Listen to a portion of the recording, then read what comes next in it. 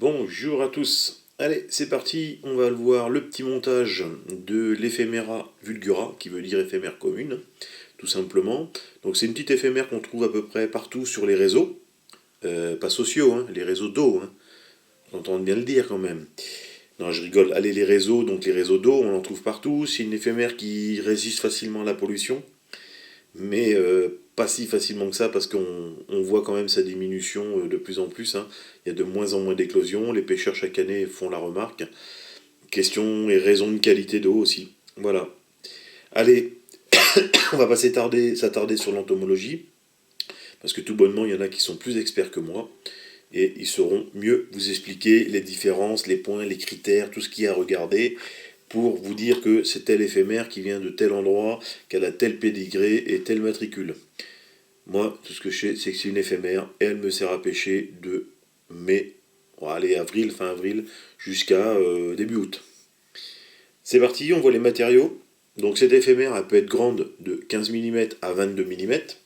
Voilà, elle varie entre 15 et 22. Donc c'est une éphémère que je vais monter sur du corps en 14, sur du corps en 16. Ouais, les meilleurs, ouais, c'est ça, 14-16, pas plus, pas moins. Là, on va la monter en 14 pour bien voir les éléments, pour bien apprécier un petit peu le montage. Et en même temps, bon, je vais lui apporter quelques petites modifications. Là, on était parti sur un coup de coque et du cul de canard en dubbing. Là, on va partir sur autre chose. On va faire une collerette en cul de canard. Je trouve que la collerette en cul de canard porte bien sur l'eau, mais en plus de ça, elle vrille moins le fil quand on lance. Allez, zoup, j'enlève ça, je mets les hameçons. Donc l'hameçon qu'il nous faut pour la monter. Ici, on va y mettre un 14 standard type Akita. Voilà. À qui dois-je l'envoyer? À personne, je t'ai rien demandé. D'accord, je n'envoie pas cet email. Non, j'ai rien demandé. Merci Siri, ça arrive. C'est pas grave. Donc, un hameçon de 14, comme j'ai dit, on va partir sur un Akita 501. Donc les autres, vous chercherez les correspondants, c'est du 14 standard. Voilà, tout simplement. Après, faire les cercles. Donc on va partir sur un morceau de pelle de limousin, comme à chaque fois. Là, c'est un petit roux brun, il y a un peu de tout, hein, comme fille, vous voyez, m'en suis déjà servi. Et quand on regarde, surtout, c'est surtout cette brillance. Donc une pelle de limousin qui... Ouf. Voilà, donc ça, vous trouvez ça du coq à la rivière, hein, chez Jean-François Laval. Aussi bien sur Internet que sur Facebook, vous le retrouvez. Après, donc pour le corps, on va prendre un morceau de fibre de substitut de condor ou de vautour. Donc en l'occurrence, moi j'ai un morceau de plume de vautour qui me reste, parce qu'il y a un ami qui m'en a donné avec sa propre teinture, que je trouve génial, bien teint, bien propre et tout, il se reconnaîtra. Le vautour, le substitut de condor, on en trouve, c'est de la dinde, mais le vautour, interdit à la vente, interdit d'en posséder normalement. Voilà, quand vous trouvez une plume par terre, voilà, personne ne va vous rien dire pour la ramasser, quoi. Ça dépend des secteurs. On n'est pas là pour polémiquer non plus sur le ramassage des plumes. Donc j'ai dit, ça sera un morceau de vautour teint en olive jaune. Dessus, on va lui enrouler un petit fil éphéméra, donc qui se porte bien son nom, hein, qui va aller avec. Donc éphéméra couleur un peu orange brillant. Donc on va en prendre un petit bout, ce qui nous permettra de faire le cerclage sur le substitut, enfin sur le vautour. Voilà, je vais y arriver à le dire. Arrivé au bout. Donc là, on était parti sur un dubbing de cul de canard, sur l'autre, celui-là. Là, on va partir sur un petit entron. Donc c'est pour ça que je le fais, qui est un petit peu plus vert olive. Donc c'est du hartron. Donc c'est lièvre avec de la fibre synthétique. C'est un truc que j'avais acheté, vous voyez, il y a longtemps, parce que le prix encore est en francs. Là, on est sur un dubbing mélangé avec du lierre et de tout, et un peu brillant. Donc il me plaît bien. Et pour finir, on va prendre 1,5 cm de cul de canard, mis déjà en pince, en fibre. Donc ces fameux cul de canard hyper select de chez Weinard, vous voyez, quand elle est comme ça, la plume là, vous te dites « Waouh, super select !» Et voilà ce que ça cache, une super select. Ça cache 3 plumes, avec de la fibre de merde, mal taillée, mal garnie. Et sur les 3, il n'y en a qu'une qui est top. qui permet de cacher les défauts des autres. Donc, pour avoir une plume, il faut en sortir 3 du paquet. Et dans le paquet, eh ben, vous en avez que 15 ou 20, ou même 20 ou 30, un truc comme ça. Ben, si vous comprenez, ben, vous payez un paquet, je ne vais pas vous dire le montant, mais vous payez cher pour une plume d'utiliser. Donc là-dessus, Arline, pas Arline, mais Vénard a des bons produits dans certains domaines, mais je trouve que c'est trop aléatoire. Un coup sur deux, c'est du bon produit, et un coup sur deux, c'est de la bagatelle. Donc ça, ce n'est que mon avis personnel. Peut-être, comme je vous ai dit l'autre jour, il y a peut-être que moi qui est tombé sur des produits de merde. Je sais pas. J'ai peut-être pas la chance pour ça. Enfin bref. Donc pour finir, on a dit ça, ça, ça. Et bien sûr, pour monter le tout, un petit Shear 14-0 en couleur camel. Et ça sera super. Allez, je vous grossis un peu plus le plan, comme ceci, et c'est parti, on passe au montage. Donc je commence derrière l'œillet, comme d'hab. J'emmène le fil de montage jusqu'à la courbure. Ici, je coupe l'excédent. Ah, il y a Cyril qui va me redemander encore un truc. Bon, c'est bon. J'ai eu peur. Là, quand c'est fait, je prélève un certain nombre de fibres.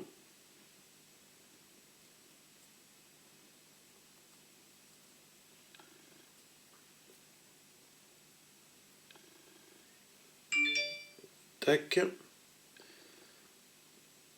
J'aurais dû en prendre un tout petit peu plus. Donc c'est ce que je vais faire. Je vais en reprendre un petit peu, que je vais rejoindre aux autres.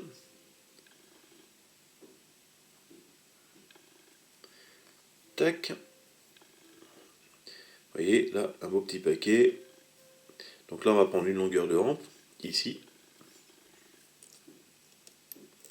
Hop, je fais 2 tours, même 3. Je prends les 2 paquets, je mets bien toutes mes plumes au-dessus. Je règle ma hampe.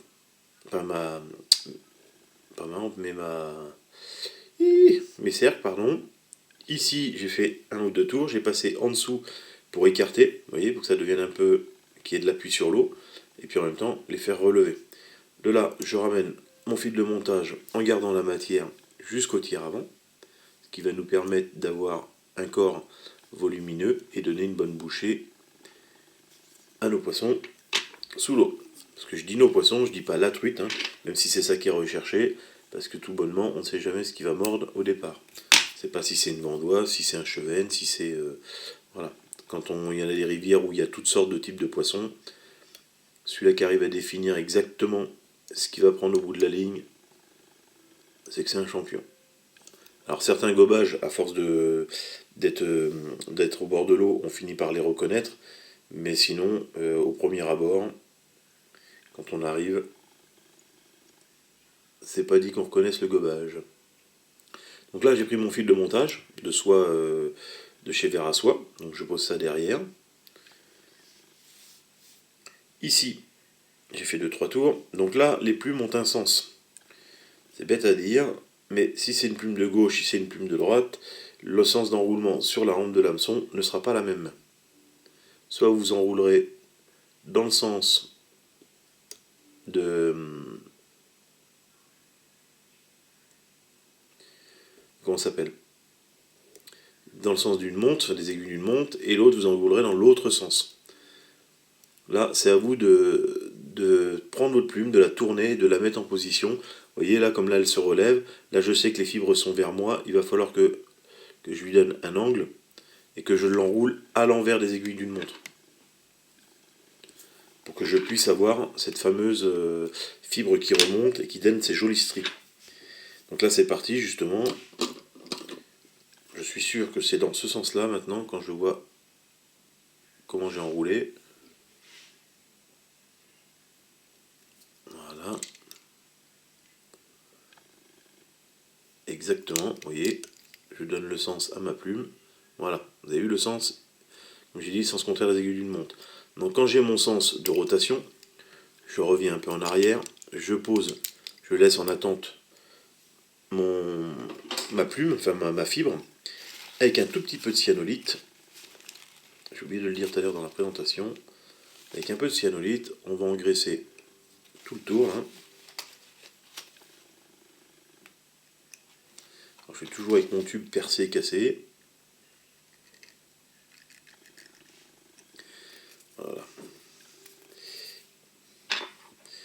là, ici, j'enroule mon herle, ma fibre de vautour, pardon, et je l'enroule en spire bien régulière, bien propre jusqu'au bout. La nature nous a fabriqué des insectes, nous a mis en place des insectes avec une symétrie parfaite, avec une forme parfaite. Donc le but est de le respecter. Là vous avez vu, je suis passé derrière mon fil, et là mon fil, donc je tiens toujours ma pince. Comme je suis dans le sens contraire des aiguilles d'une montre, vous voyez, je tiens toujours ma fibre pour pas que le fait que j'enroule le fil dessus de montage vienne se desserrer. Ok, la cyano va faire le reste, mais là, il faut quand même la sécuriser avant le fin du montage. Et là, je pousse mon fil de montage avec mon doigt et je viens couper l'excédent, comme ceci. Et je finis de sécuriser le tout. Donc je prends voilà, le temps de bien sécuriser. Là, on va prendre notre fil orange et c'est parti. On va l'adjoindre pour donner un peu plus de brillance entre les spires.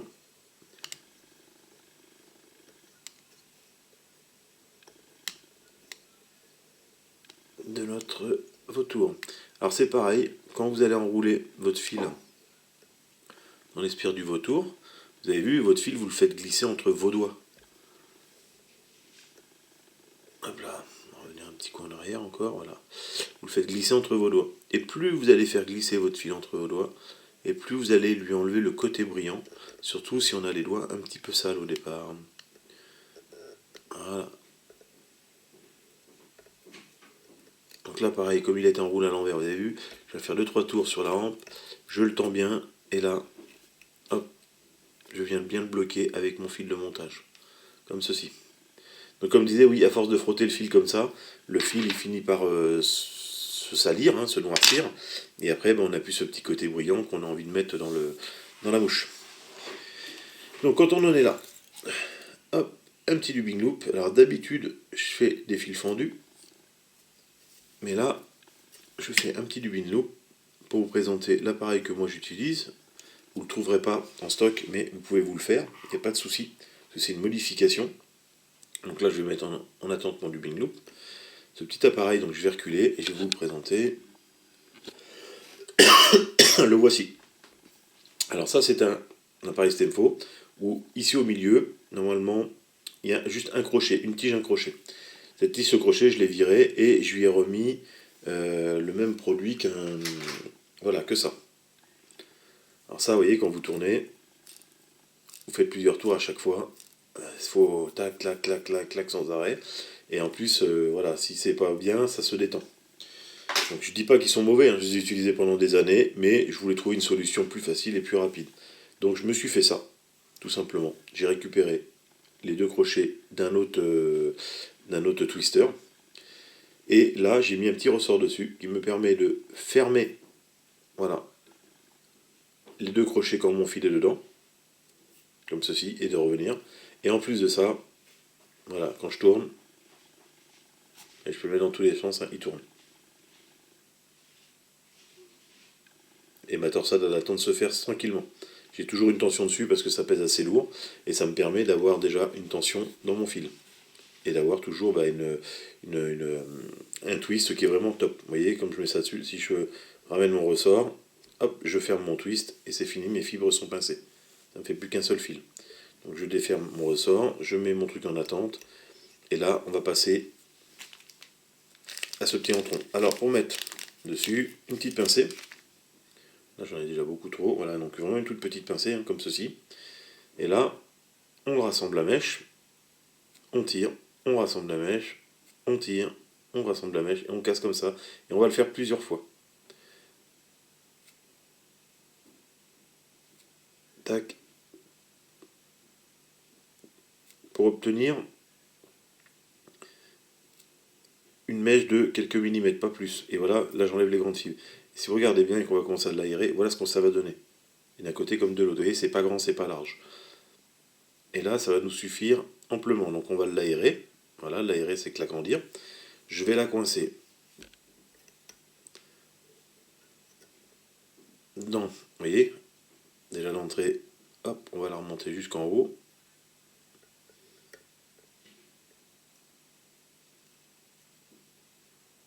Comme ceci. Là, hop là, bien la mettre dedans.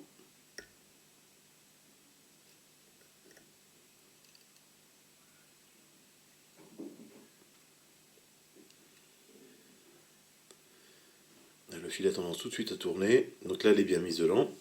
Ici, je ferme derrière mon petit ressort, mes fils sont coincés, et là c'est parti. Et je tourne, mes fibres se mettent en place, ça va me faire un joli petit thorax. Voilà, je l'ai fait 2 fois. Là, je reprends mes fibres, je finis les tourner pour bien les bloquer. Et là, c'est parti. J'enroule pour faire mon petit thorax. Là, on va s'arrêter là. Donc, vous voyez, c'est ce qui est bien avec le dubbing loop. Ce qui vous permet, parce qu'avec le fil fendu, il faut savoir exactement la matière utilisable. Parce que là, on ne peut pas revenir en arrière avec le fil fendu et enlever le surplus. Là, vous voyez, j'en avais un petit peu trop. Hop, j'ai pu enlever le surplus qui est ici. Et là, je le récupère et je le remets dans la pochette. Oui, ça fait une petite perte de fil, mais c'est pas ce qui est le plus dérangeant. Tac, vous avez vu, mon truc il est tenu jusqu'au bout. J'ai plus qu'à l'enlever. Donc là, je remets le dubbing dedans. Ici, je vais faire un deuxième dubbing loop. Donc je viens à ras du précédent et je m'en fais un deuxième. Comme ceci. Et là, je ramène mon fil de montage en tête. Je prends mon twister. Je prends mes plumes de fibre de cul de canard. Je les mets dedans. Vous avez vu, ça les tient bien. Je vais régler la longueur de ce que j'ai besoin. Donc ici, c'est ce que je vais être utile. Je vais prendre une grande paire de ciseaux. Alors pour bien bloquer tout ça et éviter, voilà, je remonte mon ressort.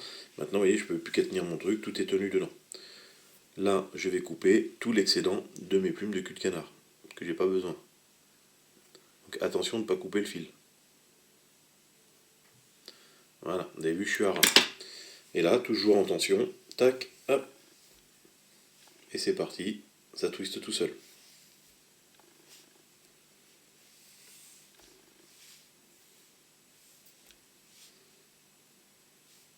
Voilà. Et là, on enroule tranquillement, et arrivé à la base du cul de canard, comme là ça se fait, on ramène toutes nos fibres vers l'arrière, comme on a l'habitude de faire. Alors on démarre bien, comme j'ai dit, à la base.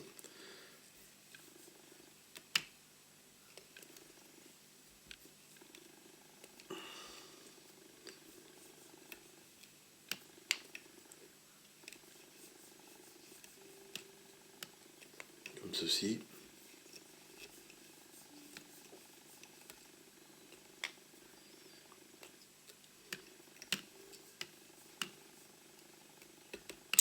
Voilà. Ici, hop, on va emprisonner le twist. On va faire un ou deux tours. On coupe le twist pour plus qu'il nous gêne. Et là, alors ce que je fais, j'ai un petit outil que j'ai acheté chez Stenfo. Voilà, il est interchangeable. Parce qu'il y en a plusieurs tailles, il y en a 3 je crois. Et là, hop, une demi-clé, je pousse toutes mes fibres vers l'arrière et ça me permet d'aller faire ma demi-clé et vous voyez, de libérer tout de suite mon œillet. Alors on va mettre plus gros pour que vous puissiez voir. Voilà, donc tac, une demi-clé, je pousse toutes mes fibres et tac, cette demi-clé va me permettre de tenir mes fibres en arrière de mon œillet. Ici, je continue de bien les rabattre et là vous voyez, sans avoir les doigts sur les fibres et être embêté toutes les 2 secondes que les fibres se prennent, le fait d'avoir fait de ma demi-clé, ça me permet de repousser le tout et de dresser ma tête convenablement en ayant un œillet bien libre et en ayant une tête bien finie. Donc là, je vais relever un petit peu l'hameçon. Voilà. Ici, le whip finish, 2-3 nœuds. Et vous avez vu, même quand la clé est faite et que la tête est faite, avec le WeFinish, on ne vient pas chercher les fibres. On ne vient pas les emprisonner comme ça peut arriver si on n'a pas bien repoussé nos fibres avant. Donc là, je coupe l'excédent du fil. Ici, nos plumes de fibres de cul de canard. Alors soit on peut les laisser comme ça. Alors, je vais reculer un petit peu pour que vous voyez entièrement. Voilà. Soit on les laisse comme ça. Ou soit on rassemble le tout vers l'avant. Comme ceci. Voilà. Et là, on va couper le petit bout. Et là, quand on lâche, vous allez voir que ma collerette est régulière et propre. Voilà, comme une collerette de coup de coq. Donc voilà le petit montage qui va être fini. Je vais vous épargner de mettre la petite résine et tout. Là, je le ferai après moi. Donc je vais couper la caméra. Voilà un petit peu le montage. Si vous avez des questions, n'hésitez pas. Je me ferai un plaisir d'y répondre. Donc je vous dis à plus pour un nouveau montage et de nouveaux produits, de nouvelles façons de monter. Allez, bon montage à tous. Ciao, ciao.